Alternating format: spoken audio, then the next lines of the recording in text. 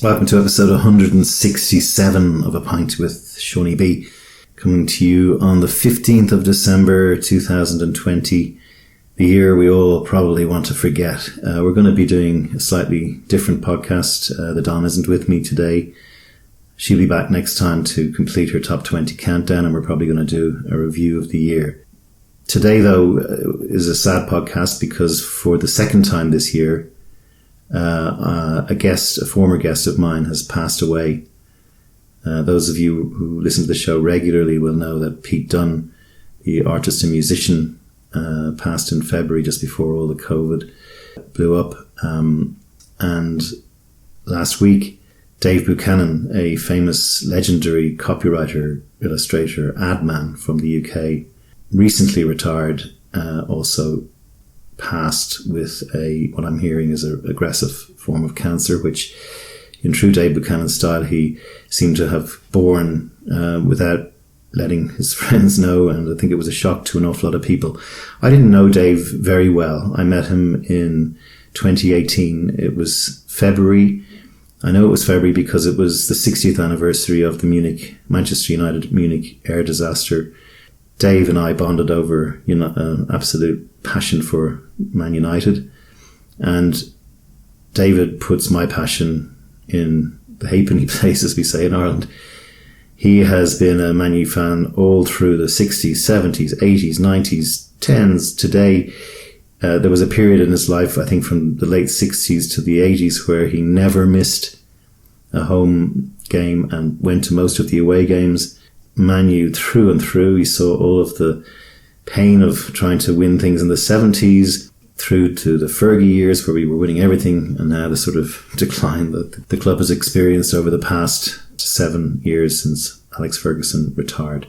I ended up going over to Dave's house to record with him I remember it was a wet and dark February afternoon, and I had to trek across London to where he lives with my podcasting gear, and Dave welcomed me into the family home, and we had never met before, and he was just this man who sort of exuded kindness and fun, and his friend Paul Burke wrote a very nice obituary article for him. I think it appeared in Campaign last week, and he called him kind, decent and fun, which are three kind of beautiful words put together, and yet they have such humility, which he had.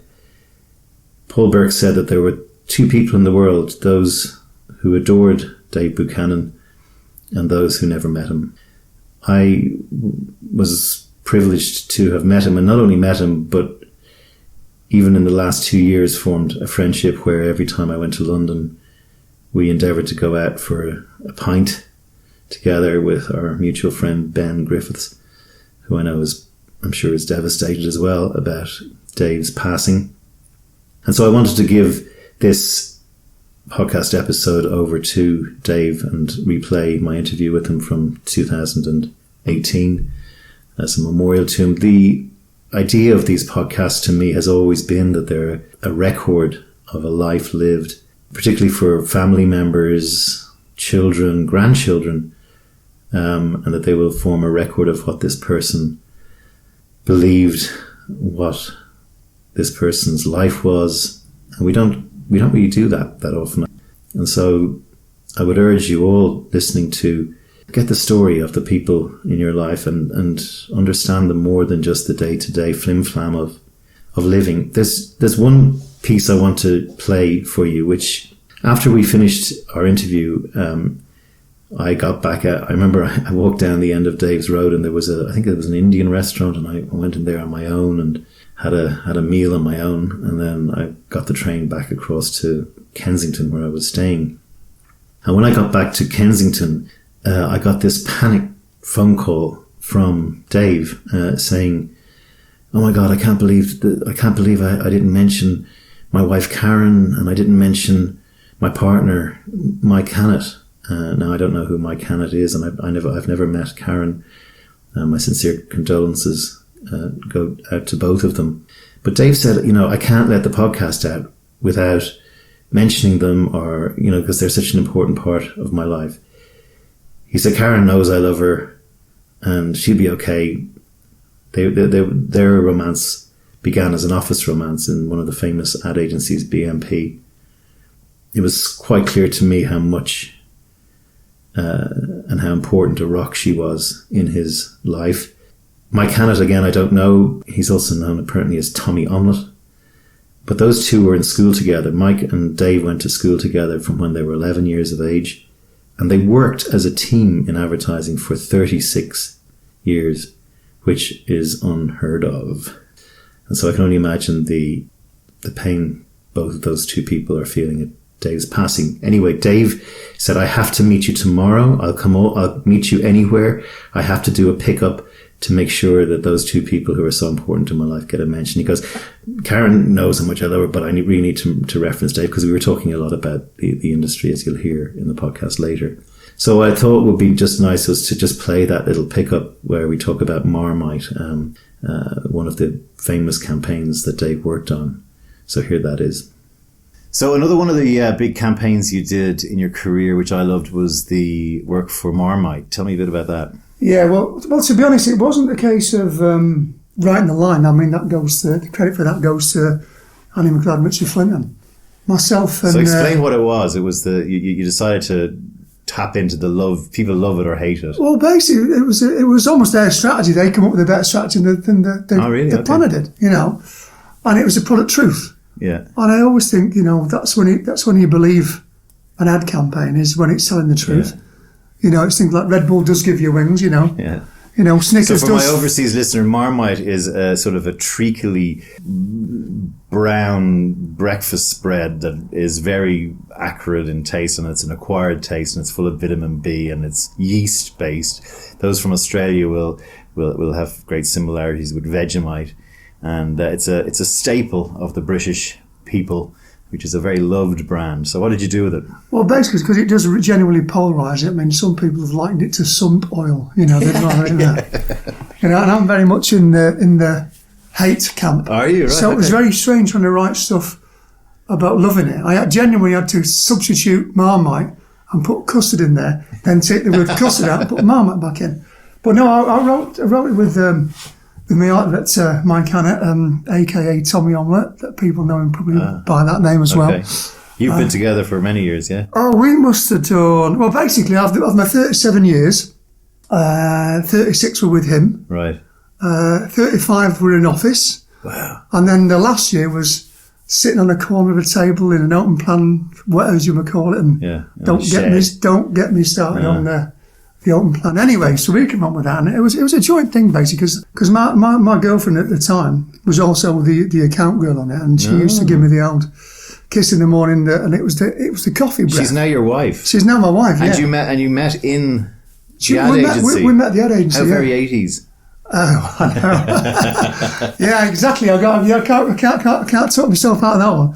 No, and she used to give us the like the peck of the kiss in the morning, and she'd have a cup of coffee, and I'd go, yeah, that was horrible. And Mike would get the same with his girlfriend. I mean, maybe she smokes, and he was like, it's the same if someone smokes. It is a visceral, yeah. And it's just I that quite taste. like it, actually, yeah. And basically, we got the idea from that. So effectively, we wrote this ad where, a guy punching above his weight a little bit, gets invited back to the girl's flat for coffee, and she nips into the kitchen, and unbeknown to him, she's done herself a cheeky little bit of Marmite on a bagel.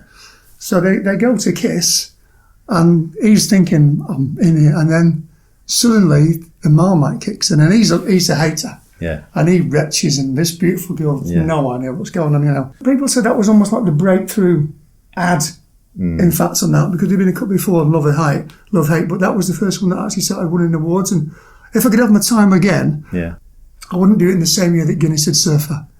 Right. That was annoying. There was lots of silvers that probably year. Probably the greatest ad that was done in the last 20 years. Exactly, and I'm thinking... But also done by your company. So well, I was going to say, I ended up working for AMV and ended up winning Guinness for 5 years. So I got there in the end.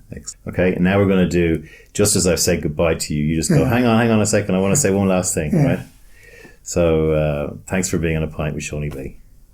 Oh, listen, sorry, mate. I can't believe there's one thing that's completely slipped. Go on. Through the conversation. Quickly, the theme music's about to come. All this 37 years, basically. 36 of them I was working with Mike Hannett. Okay. So most of this interview is his. I mean, dear me, he was his best man. I was his best man, and he was my best man. And if I didn't mention him, dear me, that's the end of it. Basically, we go back to when we were 11. We met at school, and we're still great friends today. Well, hi to Mike, and thanks for looking after Dave, and thank you, Dave, for being on the podcast. Yeah.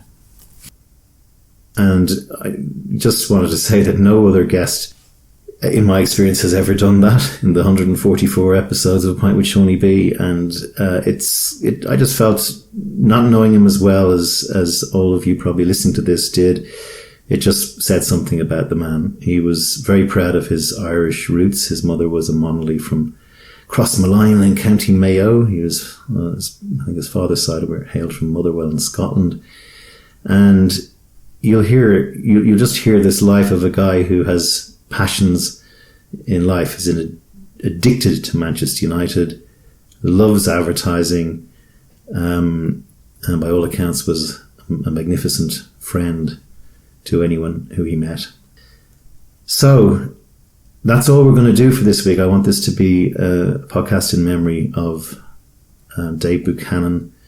And before I finish, I was just thinking this morning what Dave might want me to finish on or introduce the podcast. So his interview will come up after this. This is something we talk about in the podcast. It is his favourite goal ever scored by Manchester United. Rest in peace, Dave Buchanan. I will miss you, as I'm sure many, many others will, in London and all around the world. A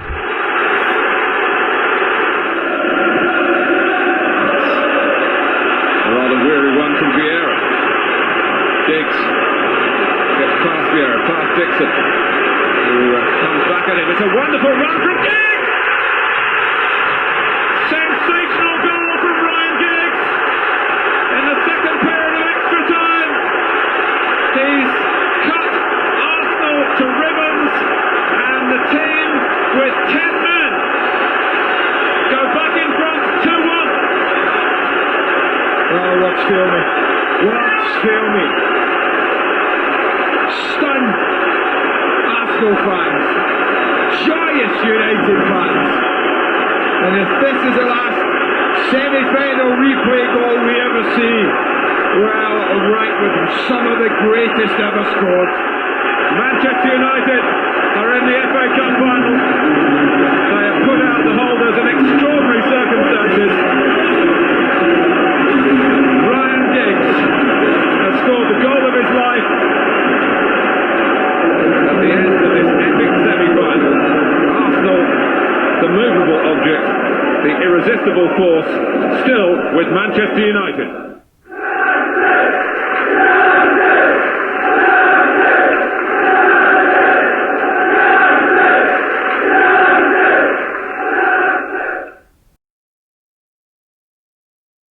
Welcome to another Pint with Seaniebee, coming to you from a cold, leaving wintry North London, home of my guest today. I'm excited to be talking to him. We've been trying to get this podcast off the ground on about 3 or 4 occasions. Mainly it's fallen down because of both of our loves for Man United and not scheduling our time around games. I'm here interviewing Dave Buchanan, who is a legendary English advertising man who's recently retired after 37 years working in the business, which is 10 more years than I've done, and I'm very certainly happy to get out. We'll hear whether he is or not. He's worked at some of the best agencies in England and won awards all over the world for brands such as Marmite, Guinness, a recent winner for Maltesers, which was excellent. And he also has a claim to fame of relaunching the Volkswagen Beetle, which, if you're in advertising, you'll know that was a poisonous chalice to have to pick up. I'm welcoming to the programme Dave Buchanan. How are you, sir? Very good, sir. Very good. Nice to be here. Nice of us to finally get it off the ground. Fine. A third attempt. Good things come to those who wait. There's a Guinness line already. We're going to talk a little bit about advertising with Dave, because both of us are recently out of the business. You just left BBDO. Yeah, just before Christmas, really. Yeah. After 12 years there. Yeah.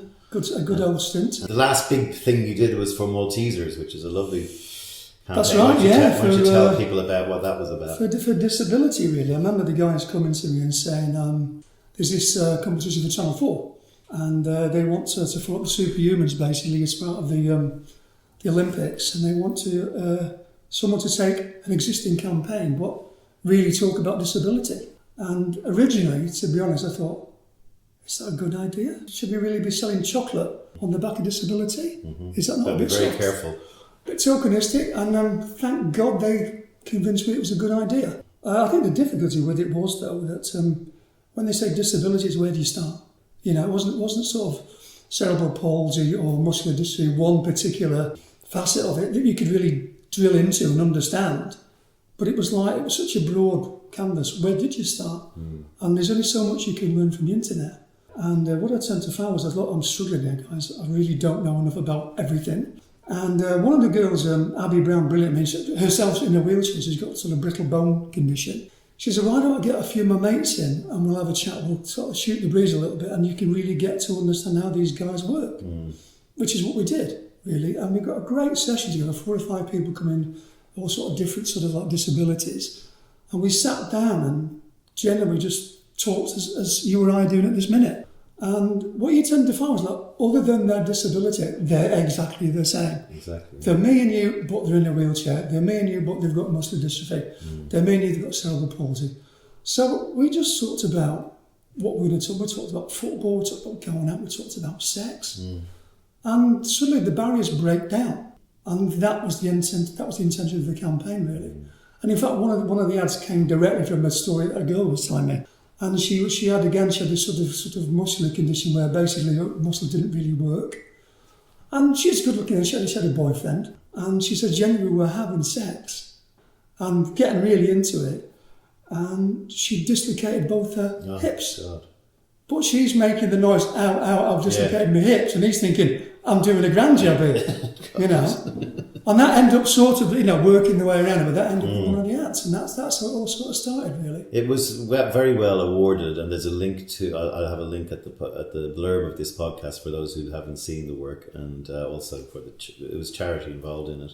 It was, yeah. If you want to get it. Scope was the charity. We're not going to spend a huge amount of time talking about advertising, but one of the things I did want to touch with you on is just what you've noticed happening, particularly over the last 15, maybe 20 years, in what I would call the collapse of creativity, the rise of safety, the lowest common denominator, the overthink, the overuse of research, which was around in the 80s when we started. But you're leaving AMV BBDO, which was for a generation probably the greatest ad agency in London. Just this process of killing fun, killing the way advertising sort of was done in an effort to drive to efficiency. Give me just some of your observations. Well, I think first of all, the guys retired recently from the business.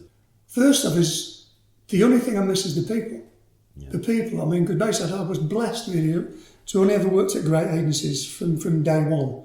And you used the word there, fun, you said, and it used to be fun. Yeah. It genuinely did. I mean, I always used to say, what's it like working in advertising? So it's the same as being at art college, because you come up with ideas, but you get paid for it. And somewhere along the line, that fun got eroded away, and suddenly it became a business, and fear set in, and panic, and you've got to do this, and the mandates grew, and then research took over, and suddenly you just felt as if you're becoming part of an ad factory, if you like. I mean, the precious thing is ideas. I love ideas. It's the most important thing. And for some reason, certainly in the recent for the last few years, there's been scant disregard for them. Yeah. They're very disposable somehow. Do another one. The world awaits every year, or certainly Britain waits every year for the John Lewis commercials. That's the only thing, and they're all right. They're not amazing, but that's the only real one that people wait for, that is newsworthy. You don't see stuff on television anymore like you used to. It's like, that's great. I wish I'd done that. Well, it's funny. I remember saying to someone not that long ago, really, did you miss it? And I said, not at all, really. I said, the reason being, I went into it in the first place when I was at college, because people at the time, this was the late 70s, early 80s, people used to say then that the ads were better than the programmes that were on the TV. In many cases they were. And you look forward to them, and nowadays people actively pay not to watch ads. Yeah. You know, I'll subscribe to Netflix, no ads. Yeah. I'll block them on my phone. Yeah. Don't want to see them.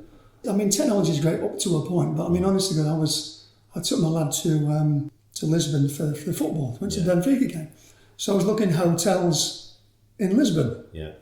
I'm still getting bing. Want a hotel in Lisbon? No, I've been. Yeah. I remember putting something when I was living in America on I bought a new set of car tires.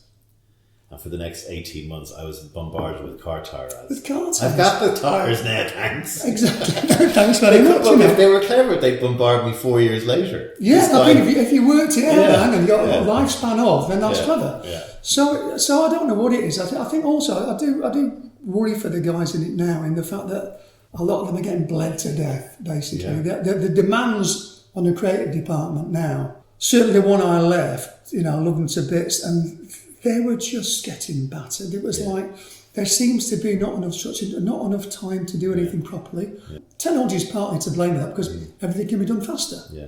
Everything's wanted now. And plus in the new age of the social media and God knows what with the Facebooks and the Twitters and the Instagrams, they want all the colours and all the sizes instantly. Yeah. And what gets sacrificed is no thinking time.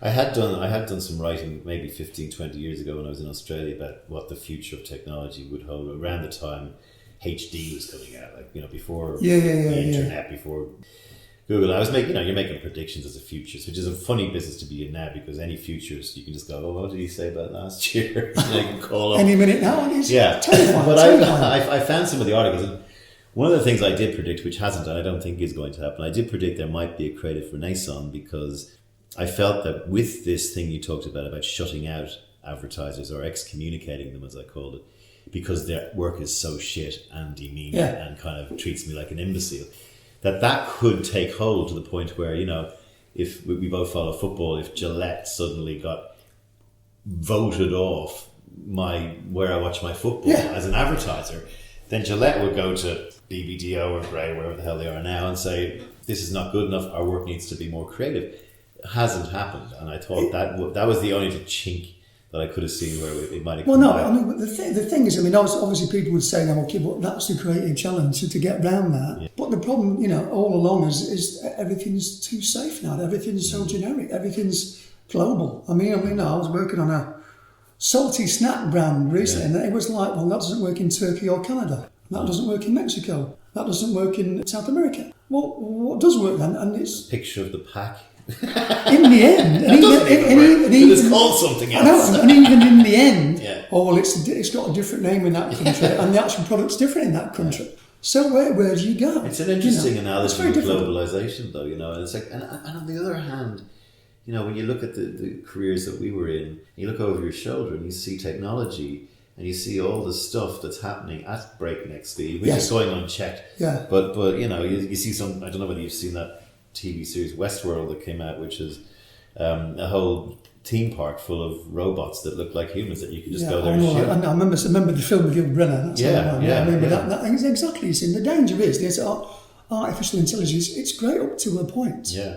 But there's nothing like being able to speak to someone in their own language on their own terms, rather than, you know, trying one homogenous piece of work that is pretty much ineffective in every country that it runs in, although seemingly cost effective to the client. Yeah. Well, the algorithm world is more about, did the thing get to the place rather than what the message was, and what did the person who got it think. And what, you know, and there's brands out there that just annoy the shit out of me. Like, that's why it's a click. They all want a click now, basically. I was reading somewhere quite recently, they're saying that, you know, is data the new oil? God, I hope not. You know what I mean? Because it doesn't mean anything. We'll talk a little bit about, you know, what you think about the future of the world later towards the end. But go back just to get some feeling from where you came from. You're Manc born, because I know you followed Man United. Man United born. Before we pressed record, I was asking if Buchanan was a Scottish name, so you had a little story. It is a Scottish name. What were your origins and where were you brought? Well, basically, the Buchanan comes from my great grandfather, who was a butcher in Motherwell. Got my own tartan, which is a bit garish, but I'm very proud of that. But to be honest, I'm more Irish than anything, because my mum's from, God bless her herself. She was from County Mayo. Okay. What was her surname? She was a Munnelly. from Crossmolina in County Mayo. Learned to swim in Loch Con. Wow. Also got some terrible skin. Wild out there, right? Oh, absolutely. I've also got some terrible skin rash because the cattle also swim in that particular lake, you know. Yeah. She came over in the 50s to work as a nurse in Manchester. Met my dad, who was an engineer and fitter at ICI. And I popped out around about 1955 sometime, you know. Good Catholic upbringing, you know. Yeah, same. You know, absolutely. You know, as I say, I no longer believe in the teachings of Cathol, but... well, yes. No, basically, I put myself down as an RC, more of a retired Catholic than a Roman Catholic, you know. Was Manchester, in the 60s, fun? Was it fun growing up there? Did you have a happy childhood? I remember us having a great time. You know, generally having a great time. You go out with my mates or my brother on a bike and that. And the thing is, it was safe because there were no cars. I genuinely remember one morning going, what we're going to do now? Obviously, you know, pre-PlayStation, there's none of that. You know, you had to think of something to do. And honestly, I remember going out, we went car spotting. Brilliant. Jesus, you wouldn't do that. Because, there's a car. And you go down and run our version of train spotting. Yeah, amazing. So it was like, but genuinely, I was literally brought up in a 2 up, 2 down house with a backyard, outside toilet. I tell my boys today. And this, you know, I'd nip out to the loo, right? And they said, what's he doing now? He's going to... And genuinely, you had to take a candle. This sounds like dark age, but this is spiders. And I found this great game where you could singe the legs on a spider with a candle. I was gone for that. I think he's still in that toilet. What's he doing in there? You know. But no, it was brilliant. Yeah, it was really happy childhood. And again. So would you have been, even with that sort of setup, would have still been middle class? Would it upper? Oh no. Lower middle class. Oh, listen. We were like we weren't even on the council list. We rented our house from Mr. Horsley, who came round and collected the rent every other Thursday. Yeah. You know, absolutely. I mean, we got on the council when I was about 14. You know, and he's like, finally we're in a council house. Yeah. Inside toilet. You know, that sort of it was quite. But it was sort of, because everyone else was like that. You know, Our Lady of Grace Roman Catholic School for boys and girls. Yeah. Pretty much we're all the same. We're very, very working class, Irish immigrant. You know, Scottish dad sort of background. And talk about the love of football.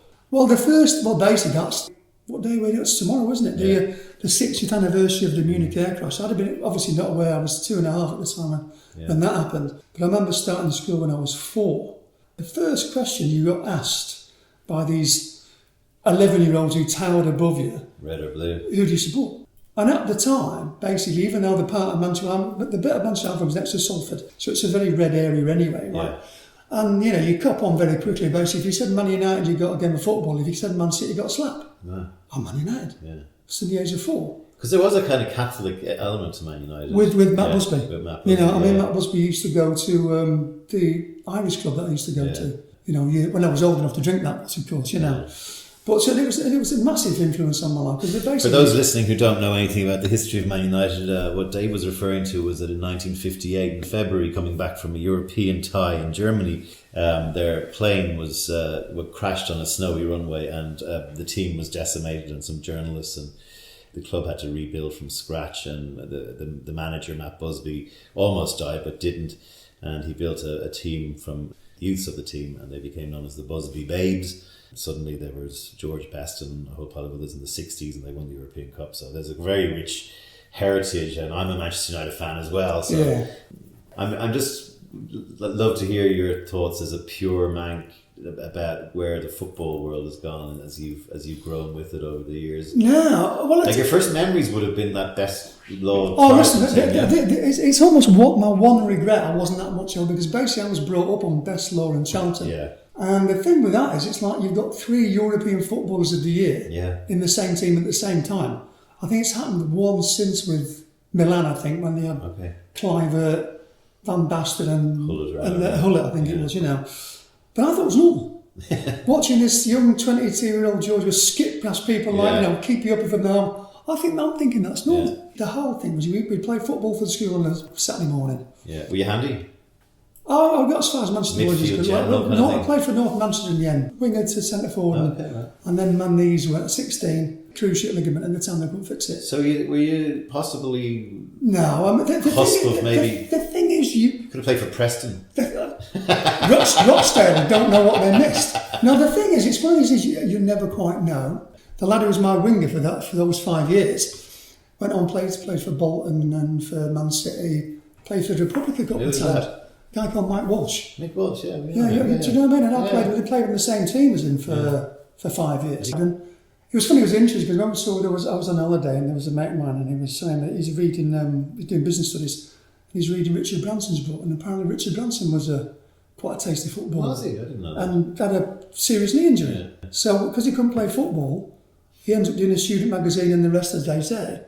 Without losing my virginity book, Richard Branson's a prick because he's so good at everything, but he there's a story in it where he was on a boat, a yacht, when he was about 19 or 20, and he just set up a magazine. And he was out, and they were out, and a big huge storm brewed up.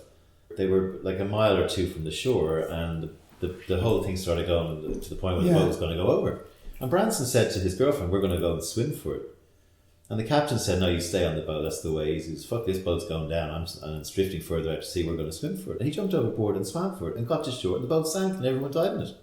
See, that was his stuff, you see. But the thing was, it was a crossroads moment, because I'm thinking, like, if Branson hadn't done his knee, went on to be a footballer, we wouldn't have the Virgin Empire. It's a crossroad moment, But no, football was a massive part of my life, That's why I haven't got any knees left, basically. I've got no calluses in either knee now because of all the football. I'm paying the bill now, but I think what changed the football a hell of a lot was after Hillsborough, obviously, we went to All Caesar Stadium. That standing together on the terrace, there was nothing like it. Even Stretford MRI stood for God knows how many years before they turned into seats. That's where the atmosphere has done, I think, a little bit, And I think that's the big change. And obviously the prawn sandwiches that Roy Keane famously quoted. But also the racism as well, which we're talking not long after Cyril Regis has passed away. Did you not? Well, listen, what was quite strange, because I remember, one of the greatest games I ever saw at Old Trafford actually is when West Brom came to beat Man United and they beat them 5-3 on quite a snowy day. It was great, I was there. And I thought, what I'll do, I'll have a look and see what it's like. I remember there's some cracking goals in there. And Joe Simsat, I think, was the commentator then. And I couldn't believe it, but they were booing Laurie Cunningham. On this more booing of the black players. And honestly, I don't recollect that at all. But that was obviously the norm. And even at the end of the game, which was quite astonishing, really, they decided that they couldn't name a man of the match, so they thought they'll ask the managers. And Ron Atkinson, God bless him, he put his foot in it and he says, "Well, I'd have to give it to one of our coloured players. One of the black lads up front would have to get it." I'm thinking, like, you couldn't say that now. So Larry Cunningham ended up playing for Man United. He did, certainly. Moses, who was on that team that day. Absolutely. I remember when Chelsea used to have league tables in the sheds that any black player who scored for Chelsea or against them didn't count. And Everton fans throwing bananas at players when they're taking a corner. The way I look at it, and having lived in America for 8 years, where there's still this huge racism, is you either know that you're meaning to be hurtful with your words, or you're not. And sometimes there is a grey area where you don't mean to be hurtful, and you're not a hurtful type of person, but someone has been hurt by your words, and you got to be careful. A good example is the C word, which I use all the time. A lot of women do genuinely get extremely offended by it, which I think is bizarre, and I don't agree with it. I don't go using the C word in front of my mother and in front of people who would get offended. Well, basically, again, I think as well with the football, people say, well, but children will hear that. So look, kids go to football. I was a kid going to football, and you will hear what they call industrial language at a football match. You just will. So I'm not sure how you get around that. It's difficult to make a judgment on it, but the world. I used to do comedy when I was a kid, and it's like when you start going after the jester and the comedian, and you start saying you can't do, it's a bit like what you were saying about the Maltesers. Like what is the line of disability? Yeah, when have you crossed it? When have you crossed the line? Like, you can't do rape jokes. Can you do dead baby jokes? Because people might have lost a child in the thing, or can you do leprosy jokes? Because we don't really have leprosy anymore. And is that funny anymore? Because every piece of comedy pretty much is laughing at someone's misfortune. Someone needs to be the butt of the joke. And then you go, well, okay. Also, the court jester usually ends up getting his head hacked off. Yes. Because he oversteps the mark. The king suddenly finds that one wasn't funny. You can't say that. Yeah, I get that. So tell me just now, we've gone football, and we've got the advertising thing, and now we've got this political correctness that we're fielding around now. Yeah. The world today is, we talked about football has changed, and how advertising has changed, and now how, what you can and can't say, you've got to be careful for it. Do you have any hopeful things about where we're at? It's tricky. I mean, the thing is, it's always very easy to say, well, I preferred it in my day. I mean, I'm the guy who's still sort of like bemoaning the demise of the spinning jenny and the loom, you know what I mean? The good old, you knew where you were with a loom, Any colour as long as it's black. Absolutely, and I've got 2 teenage boys, and they're about to set off into the world. What scares me, I think, is this technology and where it's going to go and what you can do with it. Because we've never had more access to more stuff ever. Yeah. We've had talks from the school saying, look, I know your son's only 13, but he's been watching pornography because they all have. And then it's what sort of pornography? I mean, and even this, without getting onto paedophilia and stuff, but basically pre-internet, how did you know that someone in Bolton or Leicester was a paedophile? And it gives them a sort of a forum, if you like, to get together. They couldn't do that before, because you didn't broadcast it. And like-minded paedophiles, please contact on this number. Couldn't do it. And that's the thing that scares me more than anything. And the thing is, I'm an eternal optimist, always have been. And I think that's the main thing. Because the unchecked nature of it. I'm trying to think of examples, but something gets done, people don't question it, and it happens, and we all go, I suppose we have to do that. And then 5 years later we go, oh, that was not a good idea, right? I don't know, there's roads built, or there's bridges that don't have the right size for trucks that are being made in Sweden, which happened in Dublin. There's also this kind of evil Bond villain kind of element to this, where there could be people developing stuff that are just fucking going to be used for extreme repression of the human race. Ozymandias, this is my fear in a way, because I don't know. I mean, we've seen, what, YouTube's 12 years old, is it? iPhone's how old? Yes, 2008 was iPhone. Oh, it's terrifying. But there's this thing where I remember mate of mine was telling me his dad got asked to set up a company, ex-military guy. And he's with 4 or 5 years, this other stuff we're just going to chuck away now, why don't we utilise it? And I've just had a couple of young kids, I've got a steady job now, not really in a position to, to put myself at risk, basically. Okay, well, we'll set you up anyway, but all the thanks, they set up Vodafone, right? And he's thinking, that was his, really? fifth Beatle moment, But basically what that was redundant technology. So now we'll give it to the masses so they can ring each other sort of like remotely wherever they are. What are they doing now? What's out there now that we don't know about? I mean, if probably some satellite could listen in to what you or I say. They probably are. Hello, Russia, if you're listening. Yeah, we're looking very optimistic. And it's probably being translated as we speak. This is it, you see. Yeah. But I mean, it's like there's stuff out there now. I mean, see those heat-seeking missiles, what's all that about? Yeah. We've gone so far into the conversation, we haven't even mentioned Brexit and Trump and all that kind of stuff, which are almost like poster children for it. The funny thing about it is the having lived 8 years in America, the inherent racism I spotted, and I could see it very close to surface, not just in Texas where I lived, which is very racist and gunny. Southern states, It's very overt. There's a lot of covert stuff, and when there's a very good theory that says a huge part of Trump's success and being elected is he's just a reaction to a black president, to having had a black president. Places like Boston and Massachusetts, where they all pretend to be very kind of cool and liberal, there's a huge underlying racism throughout the country that's starting to bubble to the surface again. And I know from my black friends who've been saying this, almost to the point of being, it's not too bad, you're getting on okay. But they've been saying it even, through the last 20 years. Well, are now kind of going, told you so. I had a mate of mine, not too recent. It was in West Virginia, I think he was. He was in a bar, a very white bar, and they were watching the basket or something and like that. And he said, "What's the day?" Oh, it's Martin Luther King Day. Yeah. Oh, okay. And you get a day off there. And then the guy said to him, struck poker face, "Shame they didn't shoot another 6 of those N-words. Yeah. We could have had the whole week off without a trace of irony." Yeah. And suddenly he said, I went cold. Because, you hear it, but to actually physically experience that, it's quite scary still, I mean, the shithole countries remark from Trump a few months ago, I went on my Facebook and said, I'm glad not to be living in the biggest shithole country of the world, which I believe is America, because I think it should be doing so much better and is rotting a little bit. Your views are, so you were in school following Man United in the 60s. You went to college then, did you? Oh yeah, well that's how it started basically. So I knew I was good at, I liked art and I liked English basically, so I knew I was going to end up one of the two. So you look at the prospectus at universities, and now I know why on university design they reading English, because here's the books you're going to read. I said, I don't want to. I want to write. I don't want to read. I want to write. So I think you need a grounding. He used to say that Picasso, all this abstract sort of stuff, was just like, oh, anyone could do that. Yeah. And he was saying like there were things like some of his abstract portraits of people, and they were saying like take that one line of profile that's in that before it went all sort of like Blueprint 3D thing. That is someone's identical profile. What it does, it gives you a grounding. Yeah.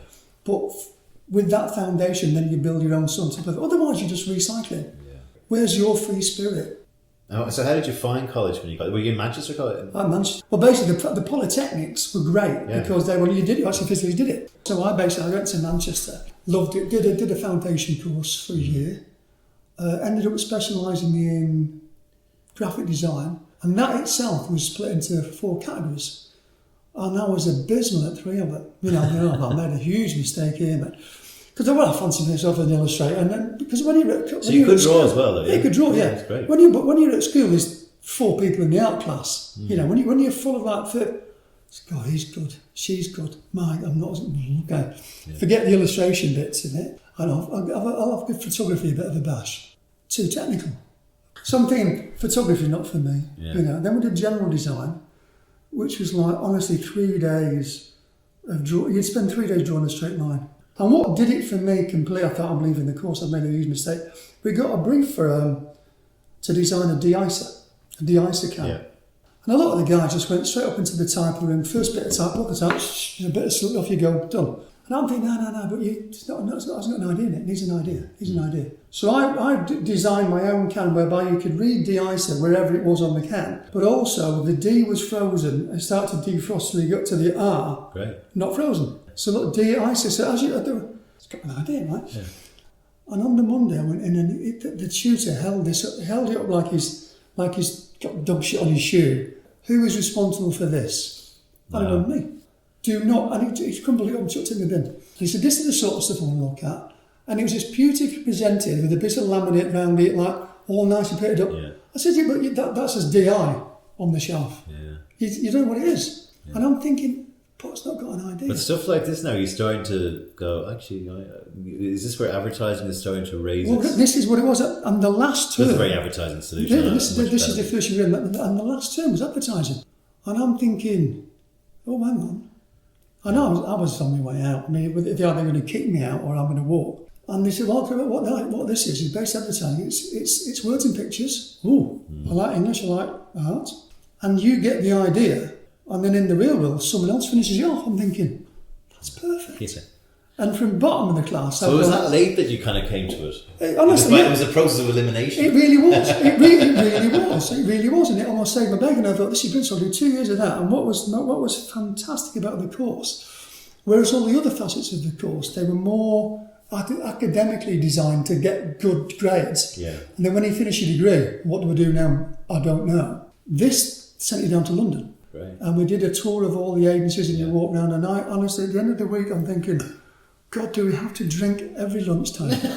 I'm not sure I can do this. Wait, drawing pictures, writing, and drinking, and getting paid for it. And I can't, because I'm much as a beer, if I have a sniff of a drink at lunchtime, I either have to carry on or I'm asleep. I'm the same. So you're either in for the penny or you don't. Yeah. And what was brilliant about that, and this is why you get a bit of placement. I mean, and this is the huge talk about change before in the industry. Nowadays, guys, to get a placement in an agency now, to get some work experience, internships or whatever. Oh my God, you have to run the gauntlet. You have to take a year to get in. Or know somebody. Yeah. And then they have to work for something and then see you later bye and all that. Quite recently, I was one of the sort of last things I was doing at AMV. I was overseeing some stuff for Rosie Arnold. Actually, she was on holiday. She's an ex-guest on the Pint. Absolutely, yeah, lovely Rosie. And it was an M&M's brief basically. So they said, what we'll do, we'll give it to all our placement teams, or hatching, I think they call them. A lot of them, they seem to come from privileged backgrounds. Yeah. Plenty of money. Yeah. There's no hunger.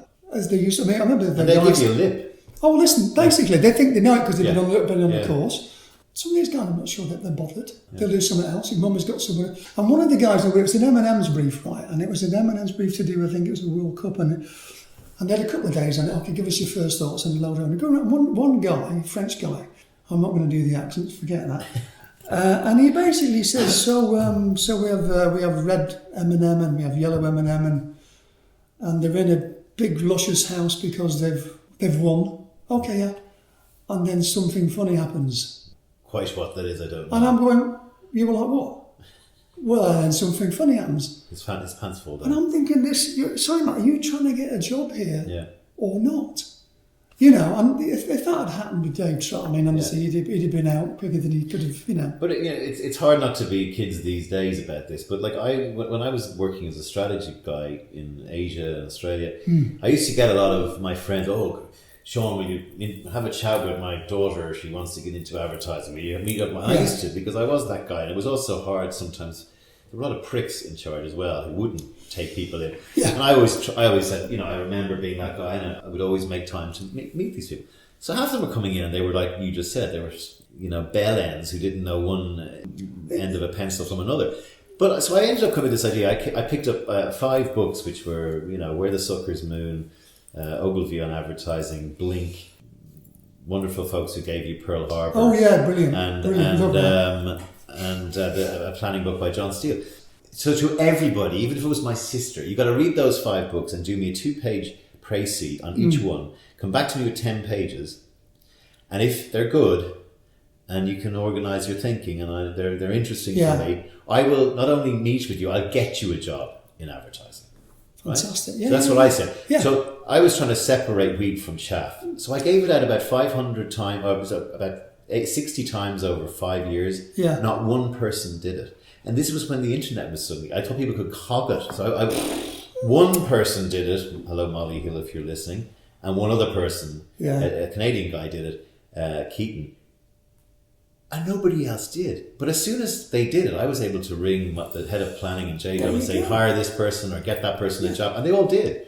Because they listened to that story. That's because they wanted it. Yeah. You know, and that's the other thing. You know, go back to Alex Ferguson and his. Yes. How do you win year after year? Because of hunger. And also back to your college thing. You have to read back to your foundation. You need something on which to build it on. Last question before we go: what would you say to your younger self knocking about Manchester? Just looking back, one of the things I try and do here is get my guests to sort of pass on some wisdom back to the youth. I tell you what, I'd say: don't play in that game that you played in your knee. I wouldn't play in that. I mean, it's tricky because the thing is. Because it's such a different world now. I mean, I'm talking about when I left college in 1978. I mean, that's a long time ago. I mean, it was such an exciting time because punk had just got exploded. We couldn't bury the dead. The bins weren't being taken up. There was the winter of discontent, that. Switching the lights off. Very different. So the bright lights of London were hugely attractive to me then, you know. But now I think the trick is you can spread your wings as far as you want now. Yeah. Everything's so much more accessible. The world is accessible now. You know, I ventured 200 miles down the motorway. You know, I think I'd probably go further afield and have a bloody good look round. But the thing is as well, you see, because of my addiction to Man United, because I didn't miss a home game for 14, 15 years. Really? Everything. Friendlies, the whole shooting match. Yeah. And I remember working on my portfolio to get into advertising in 1980 on a Saturday, and we played Tottenham at home. And it was the first game I'd missed. I missed 2 at all because my mum kept me off because I didn't do my Latin homework twice. But since 1967 pretty much. And I remember feeling really weird. Almost at the point of well, they can't kick off because I'm not there. And I think what that did, that almost inhibited me. Because it was my drug basically, home and away, the whole shooting match.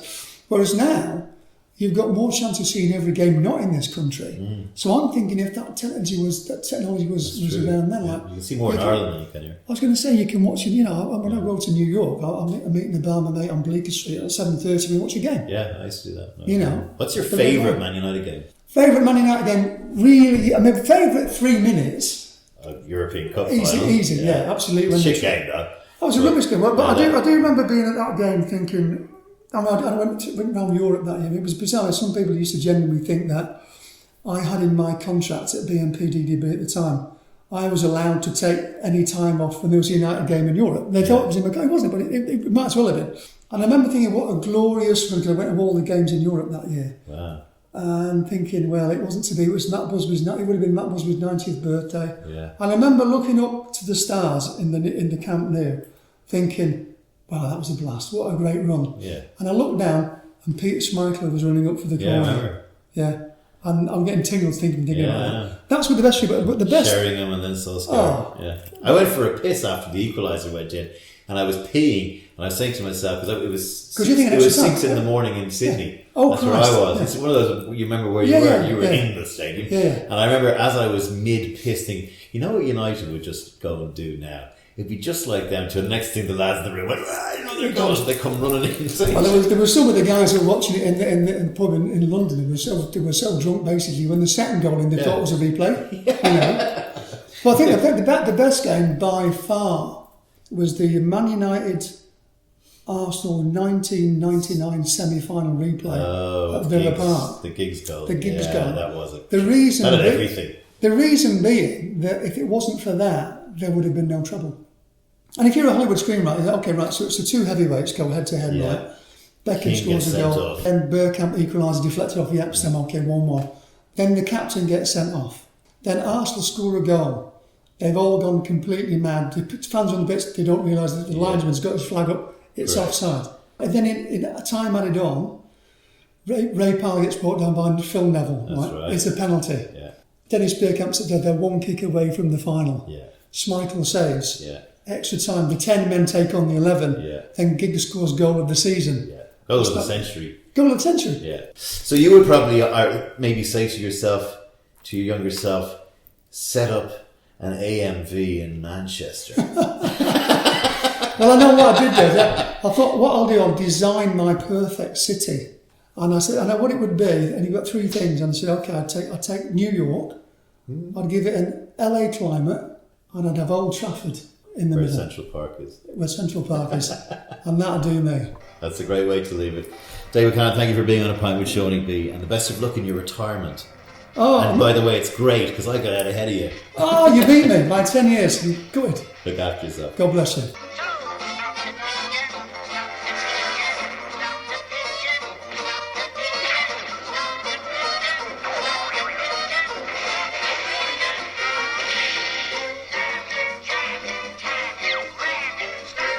Oh, listen, sorry, mate.